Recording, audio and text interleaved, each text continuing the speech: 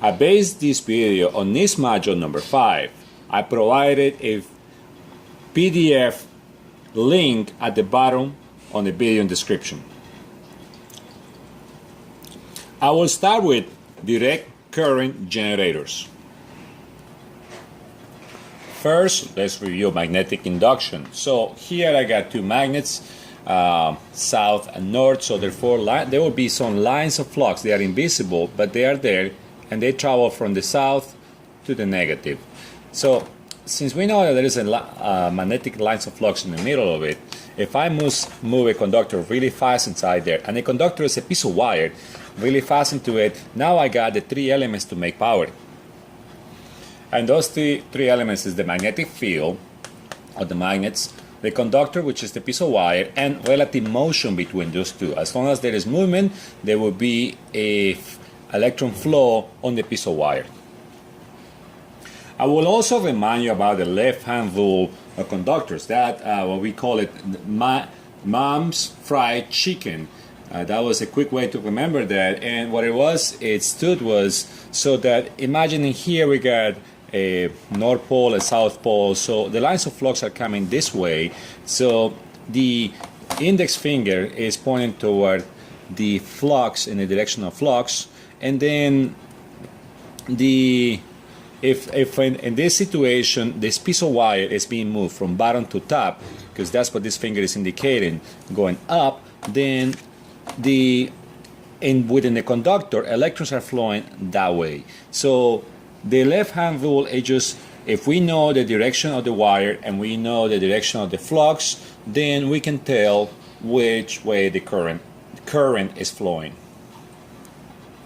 And that brings us to our first elementary generator. This generator doesn't really exist that way. We need more lines of wire.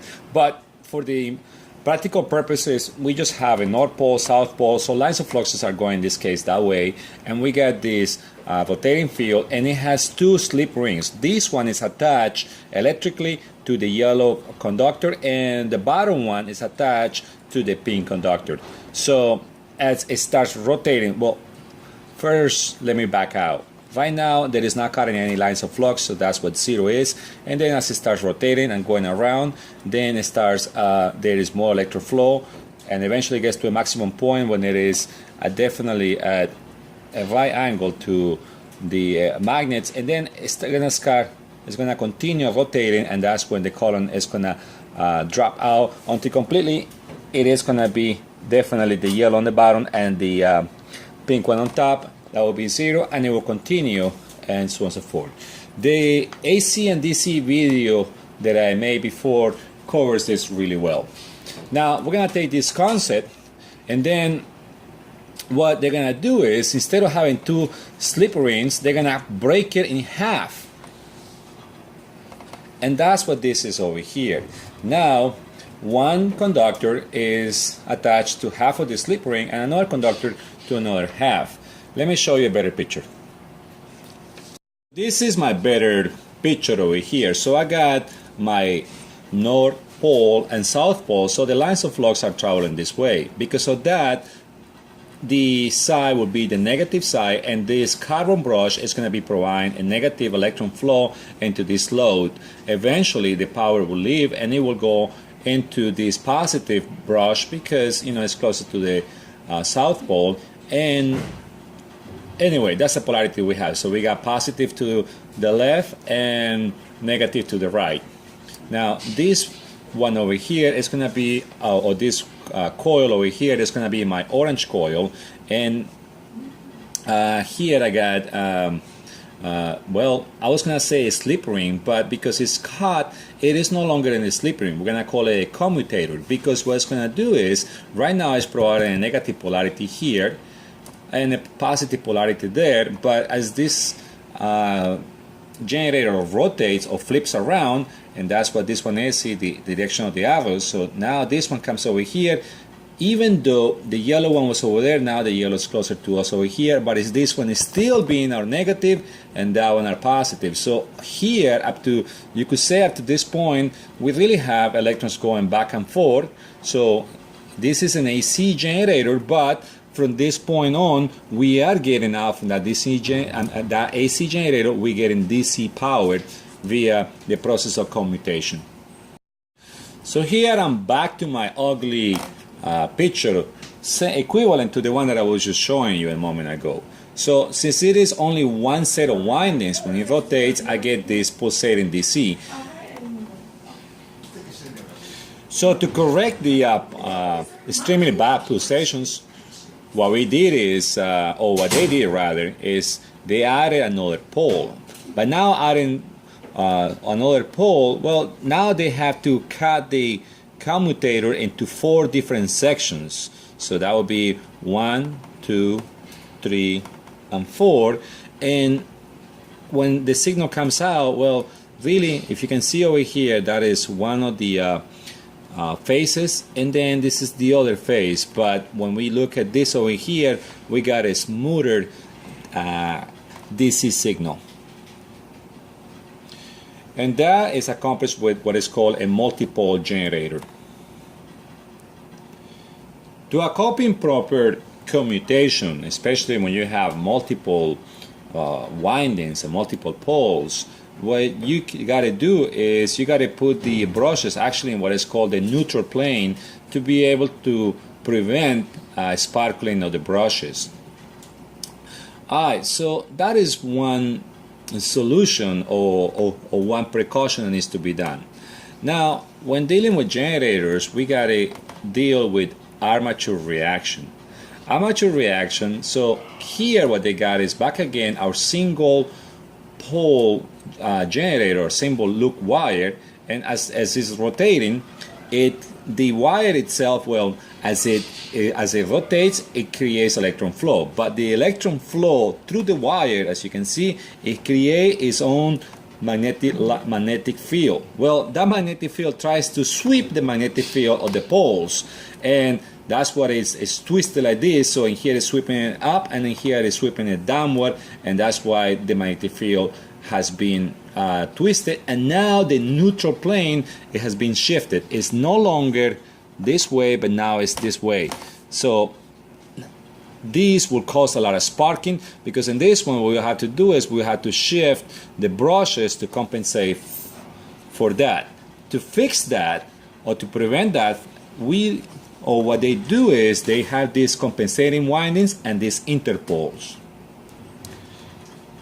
Compensating windings are windings that are put within the field windings, and interpoles are just totally different poles that their purpose over there is to counteract the field of the rotating armature, and that way try to reverse back the pole's field back to the neutral position.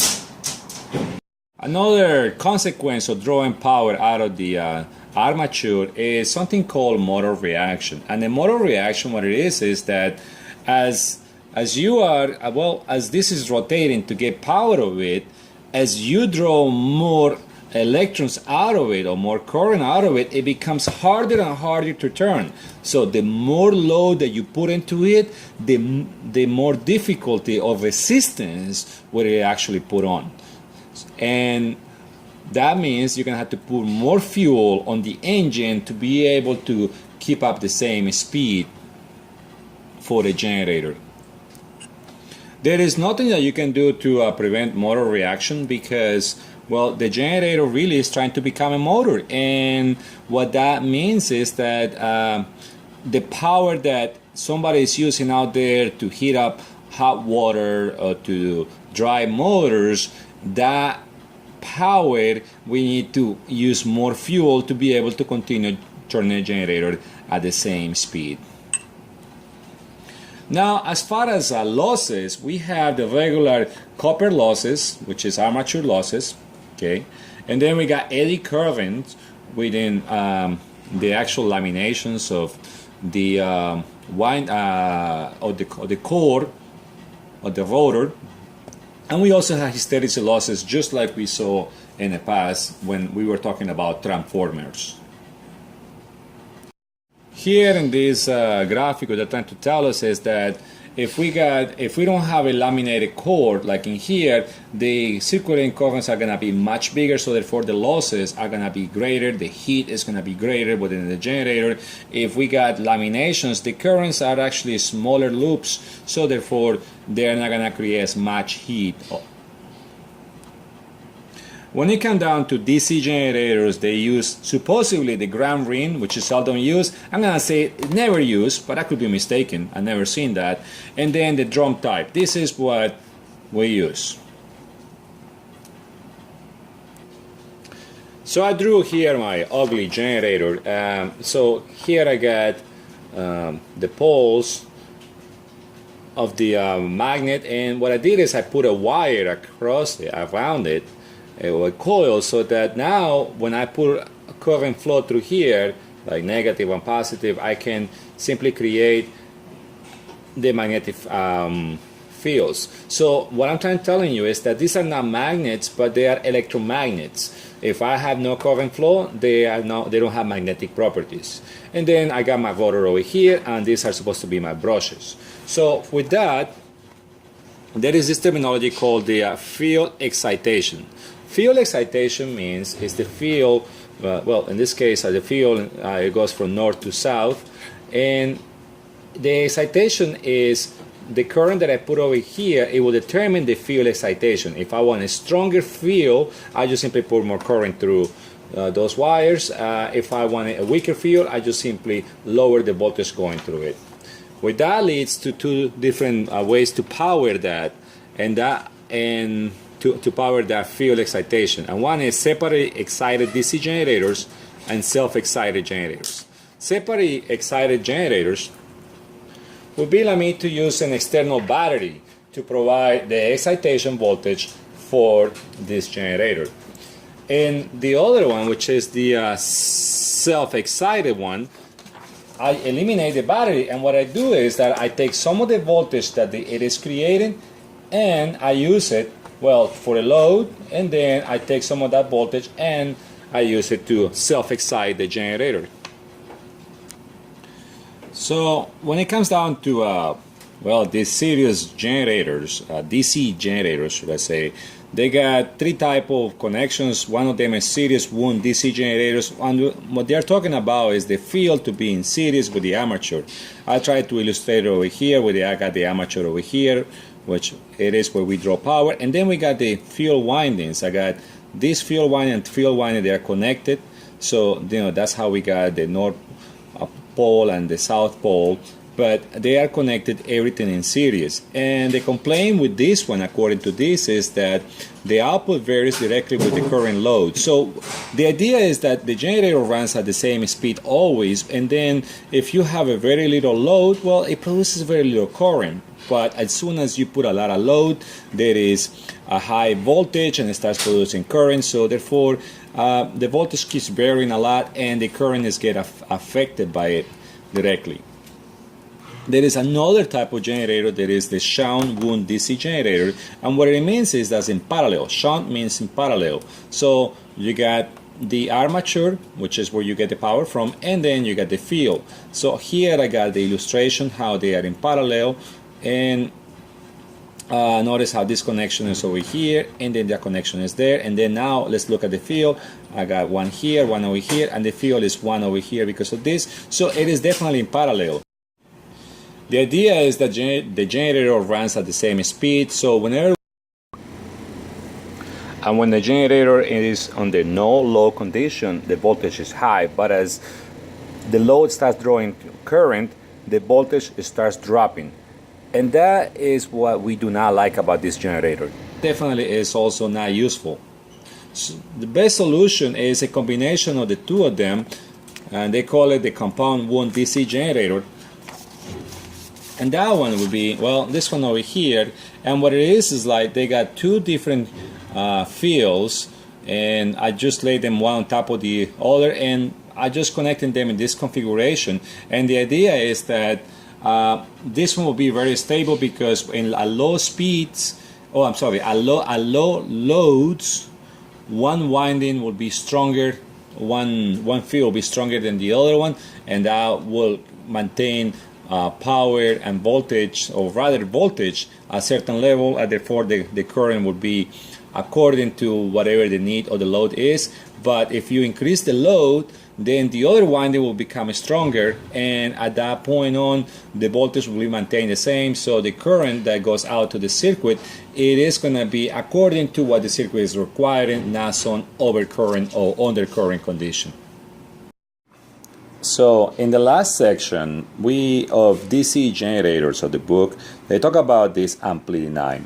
I don't think we use them anymore, but they were a combination of an amplifier with a dynamo. A dynamo is a DC generator, so it's a DC generator that could amplify. So we have a control field, and then to the other side was a compensating winding to account or fix the armature reaction that we talked about earlier. Now, these are the brushes where we will normally get power, but what they do is they take it and they short it with a small resistance, but still they will be shorted.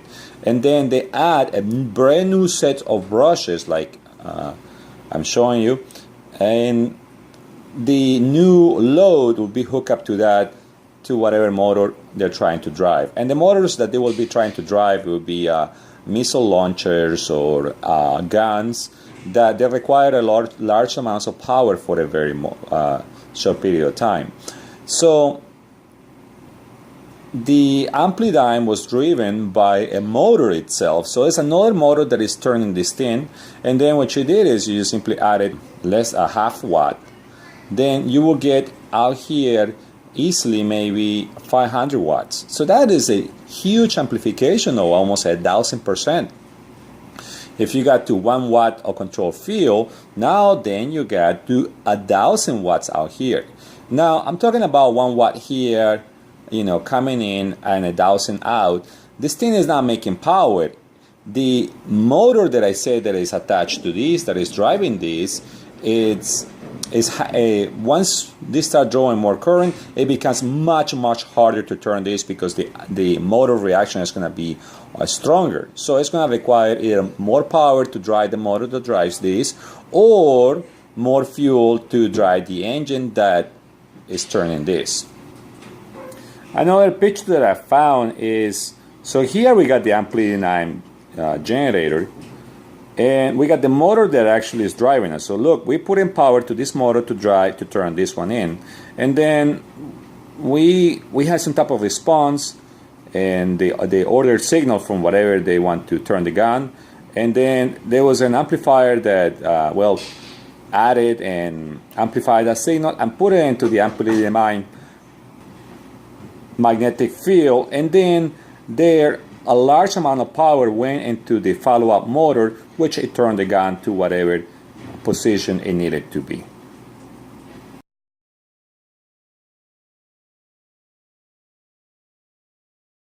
Here I got an excellent illustration of a drone type armature. There are multiple wires in this rotor of a DC generator, and here we got what is called a commutator. Notice how it has multiple little slots, and that's because there are multiple poles over here, so that the DC getting out of this is very smooth. What takes power out of the commutator are brushes. They got a picture of how a brush looks like here. It's actually a very good picture. This is the actual brush holder, and this is just a wire, and this is the carbon, and that carbon is the one that sits against the commutator. You will have a brush pushing up and a brush pushing down, and that's how you get the two polarities of power going out. This will always be rotating, so obviously this one over here wouldn't be giving power if a brush was at the bottom, at the top, but as it rotates, when it gets into the maximum potential, then it will transfer power to the brush. Now the windings that are going inside of that drone type of rotator, they can be of two types. They are either lap winding or wave windings. Lap windings, they can handle large amounts of current. So DC generators that have lap windings, they are for high current applications. Wave windings, on the other hand, see how they look like they're connected in series. They can handle, or rather, these DC generators, they will provide large amount of voltage or large voltages. Voltage regulation. So when the generator is made, what they do is they start testing it, and they run it at no load. They put a multimeter out of it, and in this case they got 462 volts out of it. And then what they do is they put a full load, and then the voltage drops. That over there, they call it voltage regulation. The generator itself regulates as much as it can be. That's an internal process that happens. And in these ones, according to those calculations, they say that it has a 5% regulation. That is the generator itself. But in practical purposes, if we want 440 volts out, always what we do is we change the field. Remember earlier when I did an illustration where I have the two fields, the wires that came in that created the magnetic field, and we can change the intensity of the magnetic field by increasing or decreasing the amount of current that goes through the excitation field. So the excitation field, if I increase the voltage over here, this field gets stronger, so therefore I get a stronger voltage out. And that process is what's called voltage control. So voltage control can either be manual or automatic. Most of the ones that we do now are automatic, so therefore when the load increases, the generator itself, it keeps itself at 440 volts. That's what you set it for. And then as soon as the load is removed, it doesn't go up because the field current gets decreased via the automatic voltage control. Do not confuse voltage regulation and voltage control. Voltage control is something changing the field current so we can change the field that actually affects the armature. Voltage regulation is an action of the generator itself without anybody increasing or decreasing the field current.